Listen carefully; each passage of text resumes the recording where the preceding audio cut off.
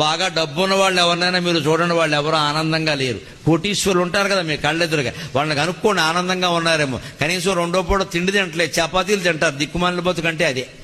అన్నం తినడానికి లేదు, అది కూడా ఒకటే చపాతీ, అందులో రెండోది ఉండదు, బరువు పెరుగుతాడు. చట్నీ ఉండదు, బీపీ వస్తుంది. షుగర్ వేసుకోడు, ఎందుకంటే ఈయనకి షుగరు. ఇంకెందుకది ఒక చపాతీ కోసం 100 కోట్లు సంపాదించాడు, సిగ్గులేకపోతే సరి. తినడానికి లేనప్పుడు, కట్టుకోవడానికి లేనప్పుడు, హాయిగా పడుకోవడానికి లేనప్పుడు, నిశ్చింతగా నిద్ర పట్టనప్పుడు ఆ 100 కోట్లు అవతల వారేసి ఆటో డ్రైవర్లో బతకడం నయం. ఆటో డ్రైవర్ మీరు గమనించండి, ఆటో డ్రైవర్ ఎలా ఉంటాడు. బాగా డబ్బున్న వాళ్ళు ఎవరినైనా మీరు చూడండి, వాళ్ళు ఎవరో ఆనందంగా లేరు. కోటీశ్వరులు ఉంటారు కదా మీ కళ్ళెదురుగా, వాళ్ళని కనుక్కోండి ఆనందంగా ఉన్నారేమో. కనీసం రెండో పూట తిండి తింటలేదు, చపాతీలు తింటారు. దిక్కుమాలిన బతుకంటే అదే.